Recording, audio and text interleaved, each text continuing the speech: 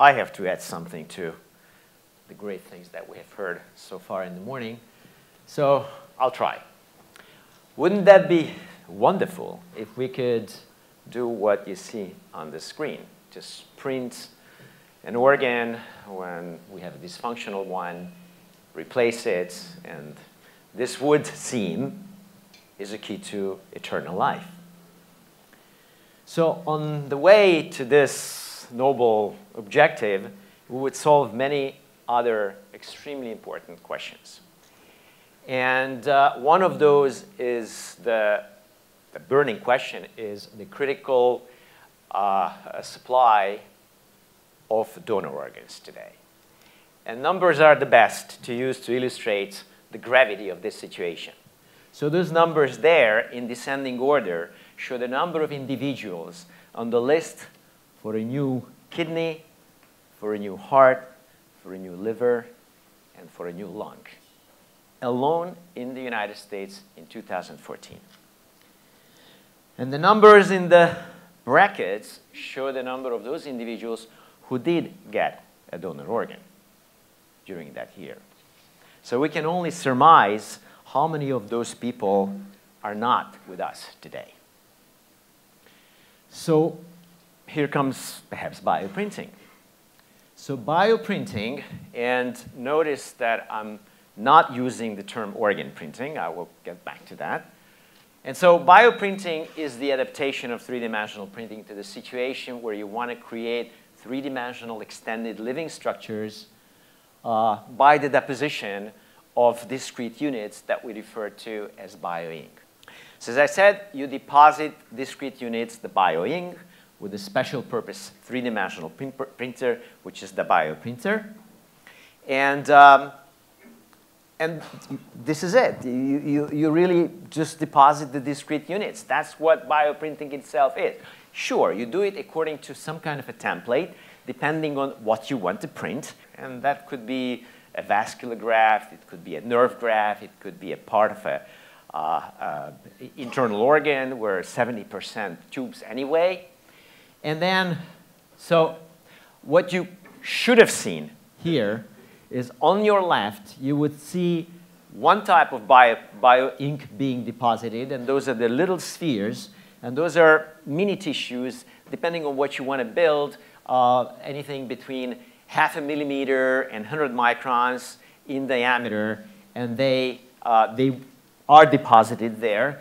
That would be an animation. And on the right, there is another type of bioink, which is a cylindrical unit, also composed of many, many cells.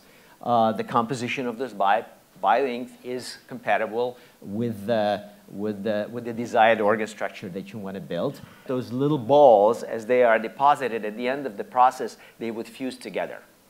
And that is an example of tissue fusion, which is very ubiquitously used by the embryo building its own structures. The printer you saw there is an nth generation printer that was put together on the basis of many things that we've done before. And everybody has a story, and I have one which goes back to my university years. I wanted to be a medical doctor, but I chickened out. When I see blood, I faint. And I thought that if a doctor faints before the patient, that's not a cool proposition. So I decided that that's not for me, and I studied theoretical physics, and I did the next best thing. I married a doctor so that we can keep talking about those things. We talk about other things as well, but that was a topic that kept me in the life sciences. So I was brutally theoretical. I was interested only in the composition of matter. Nothing else interested me. Business and that sort of weird things didn't even come to my mind. But then by serendipity, I got back to the life sciences, and so much so that when I realized nobody understands, nobody cares what I do in physics, working with quarks and those exotic things, I went back to school and I got a degree in biology. I was was pretty early in the 90s. And by that time, physicists didn't want to talk to me because they thought that I'm a traitor. Biology didn't want to talk to me because you're a physicist, well, you studied biology, but that's still not your true mission. Anyway, somehow I survived and did biological physics, and we started working on embryos and trying to understand how they develop, how they put together their organ structures, and that's how those little balls of cells came up. We tried to mimic what the embryo is doing. And putting together those little balls cost 3 years of the life of a graduate student, so it wasn't very efficient. And then one day, we were reading about three-dimensional printing. We started talking to people in that field, and we realized that that would be a cool thing to apply. And that's how this bioprinting thing, at least the one that we are practicing, is called extrusion-based bioprinting, was born. And so this is a very early one. This is a historical video. It goes back to 2004. I will let you watch. Those are true cellular particles. 2004. First time that such a structure was printed with a primitive printer. And then I called the police because I was sitting in the next office and I didn't know what the hell was going on. So this is how this whole thing started. So what can we do with this technology? Before I tell you where this technology is, I also want to tell you that there's a lot of hype around this technology, and I would like to diffuse this hype. This is unavoidable. It is there with three-dimensional printing, and in particular with bioprinting. But bioprinting, as I defined, is very different from three-dimensional printing. That if one doesn't understand that, then my exercise here is futile. When you 3D print something, the plastic melts at the end of the day, or the chocolate, and then you have the chocolate dwarf or the little cards and very exotic little figures, and that's the end. You can sell it. When you deposit the discrete binding particles, it's not the end of the story. After that happens the maturation process when the biological system really develops. Those binding particles fuse, and that's what you unfortunately didn't see. And as I said, fusion is a morphogenetic process. That's when the continuous biological structure comes about. And so printing in bioprinting is just the tool. The bioprinter is a tool. Biology takes over after the deposition. And the operator of the printer has very little control over that process. Yes, we can direct this process. Wow. There is another video there. And I don't know, I swear, yesterday we went through this and everything worked. So anyway, you would have seen a perfusion bioreactor in which that tubular structure, which is a vascular graft, is being maturated.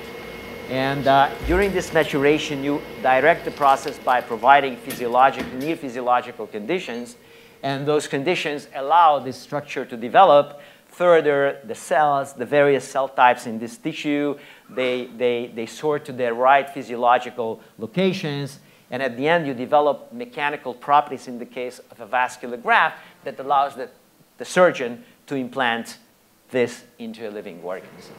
And on that little graph on the top, you see that after 21 days, okay, now there is something going on, but the video is not working. The structure was able to support close to 800 millimeters of mercury pressure. And then that's about 5 to 6 times bigger than your physiological normal blood pressure.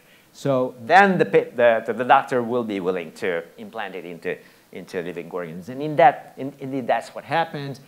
Those vascular grafts and nerve grafts have been implanted into living organisms. So that's certainly something that encouraged us very much. And then we thought, well, yes, we're going to print this heart and liver and kidney, and then very quickly you come off the high horse, and you realize that it's just not going to happen anytime soon.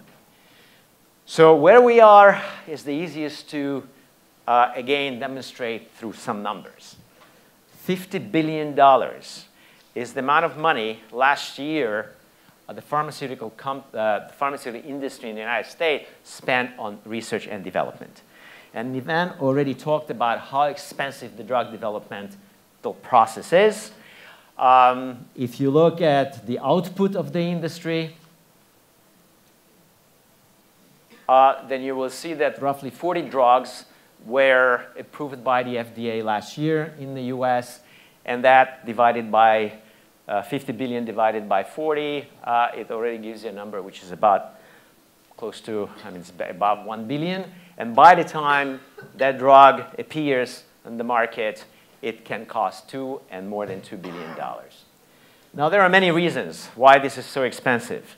But one reason and one state and point in the drug development process where a drug fails is when you go from the animal trials to the human clinical trials. 30 to 50% of the drugs fail, and by the time you get out there to the market, as we heard from Nivan, maybe 1 out of the 100, and that really makes the process very inefficient. So he gave you a scenario for predictive, personalized medicine of the future, and let me interface that, because that's exactly what we can do today.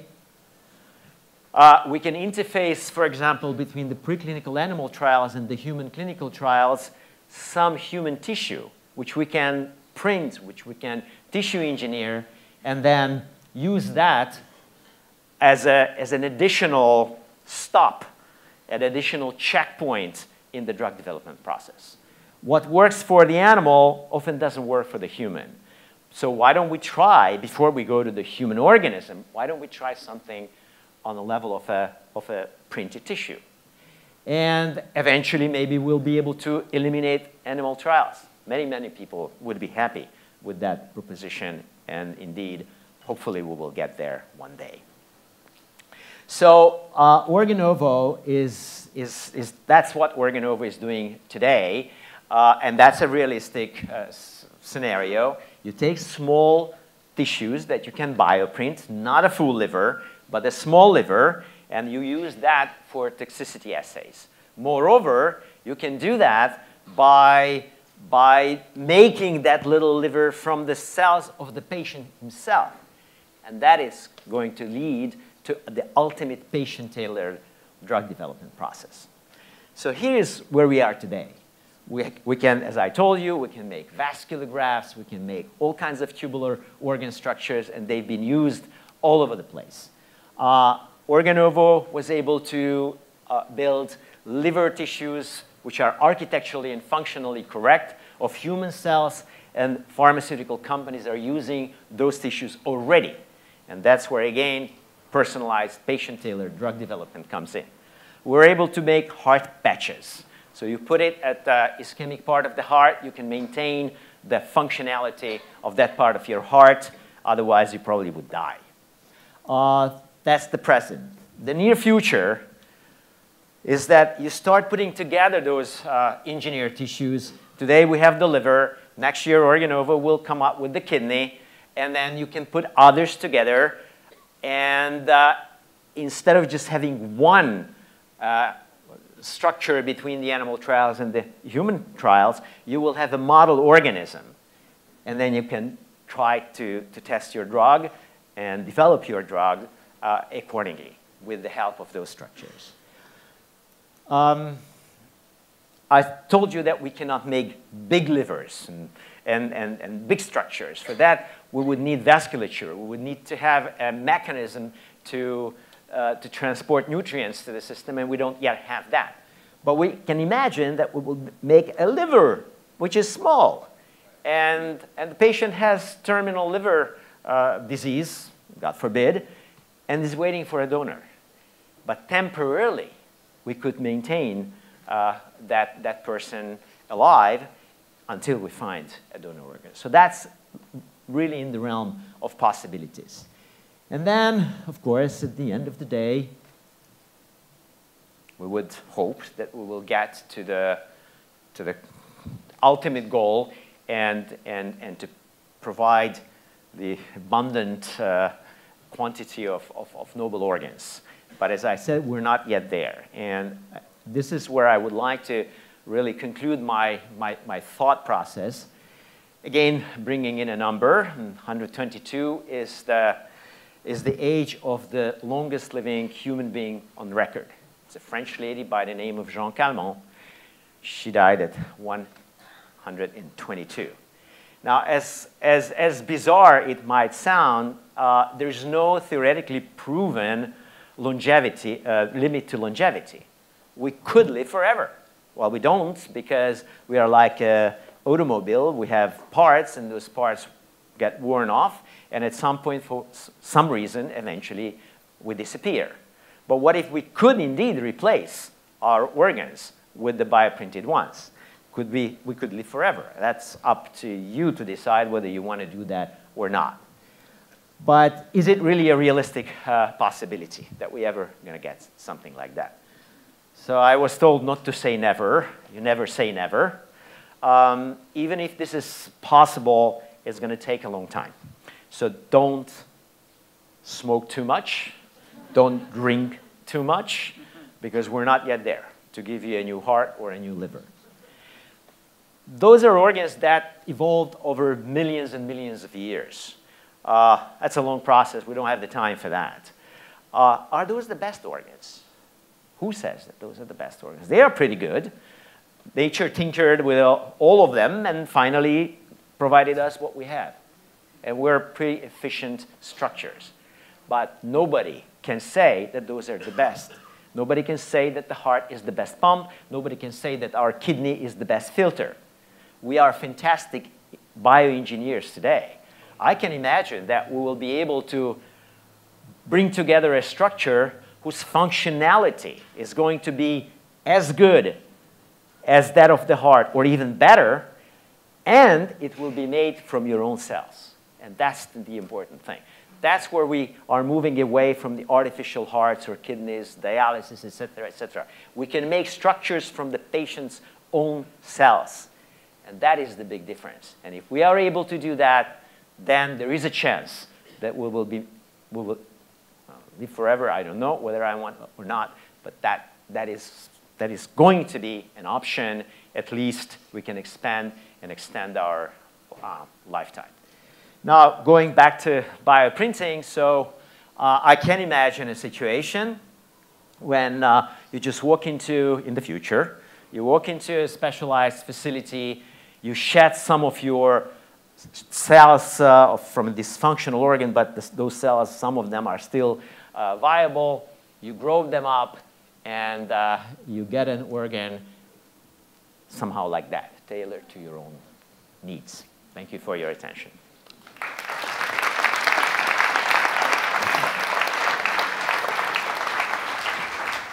Pretty mind-blowing work, Gabor. Thank you for sharing. And we have rocket scientists and AI geniuses in here. We're going to fix your video. We're going to show your video as soon as we can. So sorry about the technical side. We had a speaker yesterday from a company called Modern Meadow who was bioprinting meat and leather. Observant members of our community may have noticed that you share the same surname. His name is Gabor Forgacs. In fact, he's your son. Yeah, it happens, yes. And you're also involved with Modern Meadow because you're Chief Scientific Officer. Correct. So I'm really intrigued by how father and son have worked together and how this idea of bioprinting has gone into different directions. I'd like to invite Andras up with Dad to explain a bit more about how you create two extraordinarily ambitious companies together. So,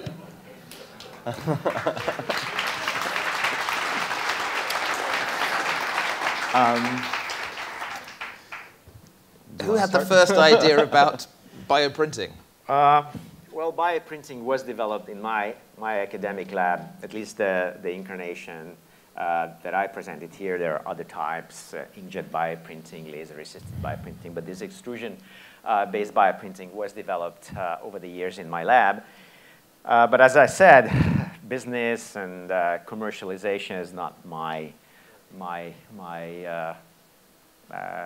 passion. And even though the university saw some value in propagating this towards investors, I was never successful in presenting my ideas to investors. And then I have a son who, on the other hand, is pretty good in business, and he started instigating me and some of his friends eventually to do something with this technology. And so it was his idea. So he's the one to blame for everything that is around Organovo.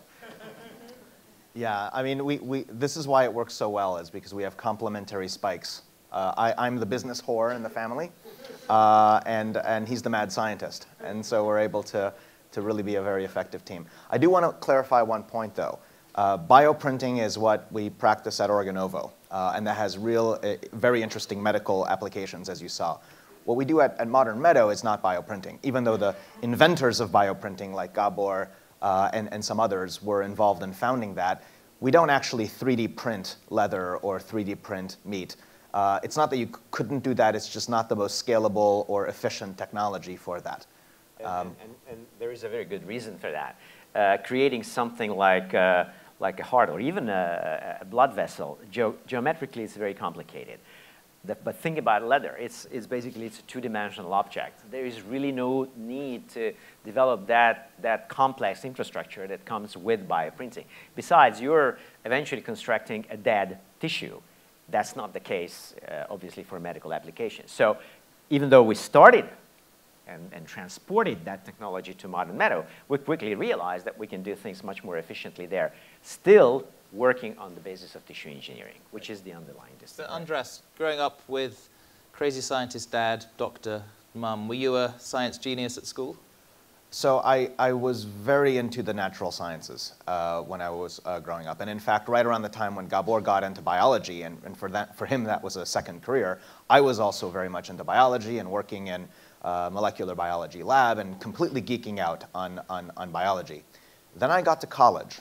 And although I studied pre-med, I fell in with the wrong crowd. I started studying the social sciences, and before I knew it, I ended up on Wall Street and in finance and in consulting, and just completely on the wrong track. And so for me, it's been really a really nice journey to work, to use that business experience that I gained and to work my way back towards the natural sciences and to be able to apply business skills to actually developing real emerging technologies and bringing them to market. And so that's what I have a passion for. To give some credit to business people, he took my introductory physics course, I taught him, and he got an A. To create one extraordinarily ambitious scientific project would be something, but then as a family to create two looks like it's a bit over the top. How did Modern Meadow spin out as a separate project? I'll take that. So when we were developing Organovo, it would naturally come up in conversation within the team and with people that would approach us to say, hey, if you can grow muscle, because we're effectively growing cardiac tissue, we're growing other tissues with Organovo. If you can grow muscle, can you grow meat? Or if you can grow skin, can you grow leather? And we were dismissive of those ideas because it's hard to be a medically focused company. It's hard to collaborate with the likes of Pfizer and Merck and United Therapeutics and be taken seriously in those meetings if you say, well, we're growing tissues for you to develop new drugs. We're also growing meat and we're also growing leather. So as a company, you have to focus. Focus is a very, very scarce thing. And we couldn't go after those non-medical applications. But then, years later, I was living in China, and I saw that firsthand that meat consumption was going up, meat prices were going up. It had a huge environmental consequence, and that some of the technologies that we were developing at Organovo could actually provide a new supply-side alternative to making animal products better. And so and we had some of the people that were involved in inventing the core technologies behind Organovo available to start a new company. So opportunistically, we decided to apply for some grants. And then those grants got funded. And then we went for some more grants. And then we went for some funding, and lo and behold, we started developing a company. That's why he is the one who is talking to investors. You can now see. So lots of people in the room at their businesses are struggling to understand how to innovate, what processes there are, what works. You two seem to have cracked it with some very exciting results. How much, Gabor, do you think it is that clash of different specialisms working together? Well, first of all, you do have to be multilingual. I think if you're a scientist and you're developing something, you do have to be multilingual. What I mean by that, again, my example, I was a physicist, and I still am a physicist, but I had no clue how to talk to anybody else outside my discipline. But I loved the life sciences.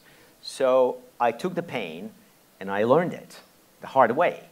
And then I could talk eventually to the biologist, whom I really wanted to embrace. And so my message is that if anybody wants in today's world to do something cross-disciplinary, better learn the language, or at least familiarize yourself. So that's one thing. Now, let's face it, there is a lot of serendipity in this thing, especially coming from the academic world. You know, you work, you teach, you fight for grants, you write your papers, you attend conferences, and you hope that you're going to be an invited speaker, and that's your life. And then suddenly, somebody says, wait a minute, you're doing something that is out of the ordinary. And that was him. I didn't see the forest of the trees because you are typically immersed in your everyday activities. So that's why this marriage was so successful. And then, of course, we carried the experience we garnered with Organovo to the next stage. That was much easier. But there is serendipity, there is this multilinguality, and it's a good thing to have a son who is a businessman. Anything you've ever wanted to say to your dad that you haven't had the opportunity in front of a crowd?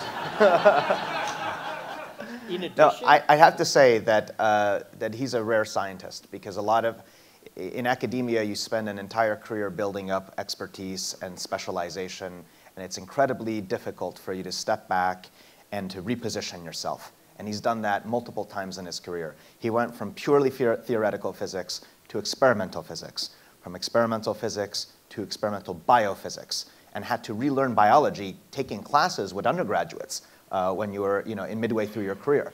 And then he's had to do that again, learning business. And understanding the importance of other disciplines still. Design, for example.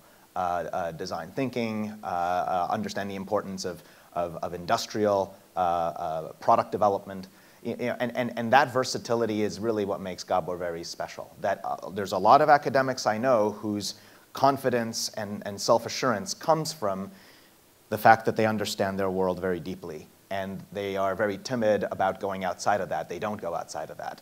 And Gabor has repeatedly been able to move outside of that. So that's something I'm very proud of. Well, I